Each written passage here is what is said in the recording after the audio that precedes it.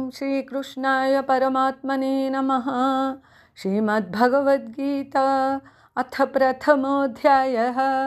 अर्जुन विषादयोगः। धृतराष्ट्र उवाच धर्मक्षेत्रे कुरुक्षेत्रे समवेतायुयुत्सवः मामकाः पाण्डवाश्चैव किमकुर्वत सञ्जय। सञ्जय उवाच दृष्ट्वा तु पाण्डवानीकं व्यूढं दुर्योधनस्तदा आचार्यमुपसङ्गम्य राजा वचनमब्रवीत्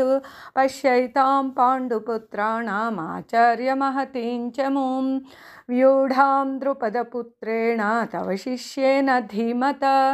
अत्र शूरा महेश्वासाः भीमार्जुनसमायुधि युयुधानो विराटश्च द्रुपदश्च महारथः धृष्टकेतुश्चेकितानः काशीराजश्च वीर्यवान् पुरुजित्कुन्तिभोजश्च सैभ्यश्च नरपुङ्गवः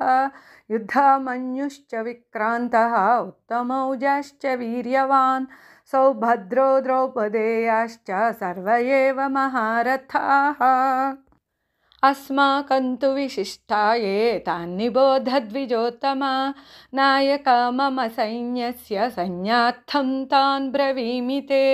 भवान् भीष्मश्च कर्णश्च कृपश्च समितिञ्जयः अश्वत्थामा विकर्णश्च सौमदत्तिस्तथैव च अन्ये च बहवः शूराः मदर्थे त्यक्तजीविताः नानाशस्त्रप्रहरणाः सर्वे युद्धविशारदाः अपर्याप्तं तदस्माकं बलं भीष्माभिरक्षितं पर्याप्तं त्विदमेतेषां बलं भीमाभिरक्षितम् अयनेषु च सर्वेषु यथा भागमवस्थिताः भीष्ममेवाभिरक्षन्तु भवन्तः सर्व एव हि। तस्य संजनयन् हर्षं कुरुरुद्धः पितामहः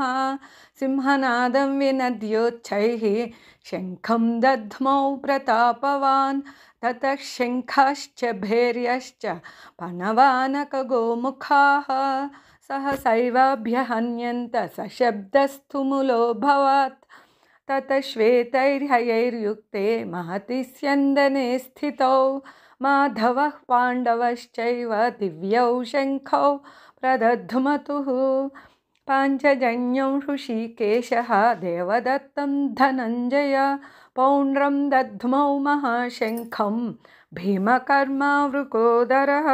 अनन्तविजयं राजा कुन्तीपुत्रो युधिष्ठिरः नकुलः सहदेवश्च सुघोषमणिपुष्पकौ काश्यश्च परमेश्वासः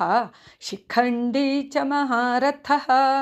धृष्टद्युम्नो विराटश्च सात्यकिश्च पराजितः द्रुपदो द्रौपदेयश्च सर्वशः पृथिवीपते सौभद्रश्च महाबाहुः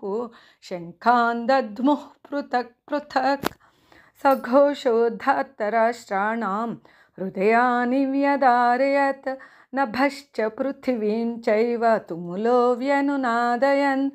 अथ व्यवस्थितान् दृष्ट्वा धातराष्ट्रान् कपिध्वजः प्रवृत्ते शस्त्रसम्पाते धनुरुद्यम्य पाण्डवः ऋषिकेशं तदा वाक्यं यदमाह महीपते अर्जुन उवाच सेनयोरुभयोर्मध्ये रथं स्थापयमेच्युत यावदेतान्निरीक्षेऽहं योद्धुकामानवस्थितान् कैर्मया सह योद्धव्यम् अस्मिन् रणसमुद्यमे योत्स्यमाना न वेक्षेऽहं यदेतेऽत्र समागताः धातराष्ट्रस्य दुर्बुद्धेः युद्धे प्रियचिकीर्षवः। सञ्जय उवाच एवमुक्तो ऋषिकेशः गुडाकेशेन भारत सेनयोरुभयोर्मध्ये स्थापयित्वा रथोत्तमम् भीष्मद्रोणप्रमुखतः सर्वेषां च महीक्षिताम् उवाच पार्थ पश्यैतान् समवेतान् कुरूनिति तत्र पश्यत् स्थितान् पार्थः पितॄनथ पितामहान् आचार्यान् मातुलान् भ्रातॄन् पुत्रान् पौत्रान् सखींस्तथा श्वशुरान् सहृदश्चैव सेनयोरुभयोरपि तान् समीक्ष्य स कौन्तेयः सर्वान् बन्धूनवस्थितान् कृपया परयाविष्टः विषीदन्निदमब्रवीत्। अर्जुन उवाच दृष्ट्वेमं स्वजनं कृष्ण युयुत्सुं समुपस्थितं सीदन्ति मम गात्राणि मुखं च परिशुष्यति वेपथुश्च शरीरे मे रोमहर्षश्च जायते गाण्डीवं संस्रते हस्तात् त्वच्चैव परिदह्यते न च शक्नोम्यवस्थातुं भ्रमतीव च मे मनः निमित्तानि च पश्यामि विपरीतानि केशव न च श्रेयोनुपश्यामि हत्वा स्वजनमाहवे न काङ्क्षे विजयं कृष्ण न च राज्यं सुखानि च किं नो राज्येन गोविन्द किं भोगैर्जीवितेन वा येषामर्थे काङ्क्षितं नः राज्यं भोगसुखानि च तैमेव स्थिता युद्धे प्राणान् त्यक्त्वा धनानि च आचार्याः पितरः पुत्राः तथैव च पितामहाः मातुलाश्वशुराः पौत्राः स्यालाः सम्बन्धिनस्तथा एतान्न हन्तुमिच्छामि घ्नतोऽपि मधुसूदन अपि त्रैलोक्यराज्यस्य हेतोः किं नु महे कृत् निहत्य धार्तराष्ट्रान्नः का प्रीतिः स्याज्जनार्दन पापमेवाश्रयेदस्मान् हत्वैतानाततायिनः तस्मान्नार्हा वयं हन्तुं धार्तराष्ट्रान् स्वबान्धवान् स्वजनं हि कथं हत्वा सुखिनः स्याम माधव यद्यप्येतेन पश्यन्ति लोभोपहतचेतसः कुलक्षयकृतं दोषं मित्रद्रोहे च पातकम् कथं न ज्ञेयमस्माभिः पापादस्मान्निवर्तितुं कुलक्षयकृतं दोषं प्रपश्यद्भिर्जनार्दन कुलक्षये प्रणश्यन्ति कुलधर्माः सनातनाः धर्मे नष्टे कुलं कृत्स्नम् अधर्मोऽभिभवत्युत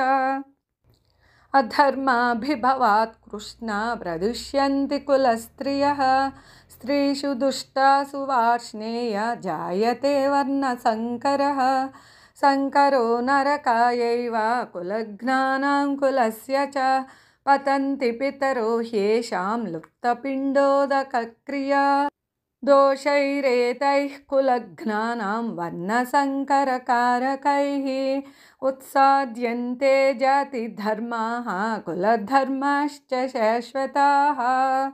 उत्सन्नकुलधर्माणां मनुष्याणां जनार्दन नरके नियतं वासः भवतीत्यनुशुश्रुमा अहो बत महत्पापं कर्तुं व्यवसिता वयं यद्राज्यसुखलोभेन हन्तुं स्वजनमुद्यताः यदि मामप्रतीकारम् अशस्त्रं शस्त्रपाणयः धार्तराष्ट्रारणे हन्युः तन्मे क्षेमतरं भवेत्। संजय उवाच एवमुक्त्वार्जुनः सङ्ख्ये रथोपस्थ उपाविशत् विसृज्य सशरं चापं शोकसंविघ्नमानसः। ॐ तत्सदिति श्रीमद्भगवद्गीतासु उपनिषत्सु ब्रह्मविद्यायां योगशास्त्रे श्रीकृष्णार्जुनसंवादे अर्जुनविषादयोगो नाम प्रथमोऽध्यायः।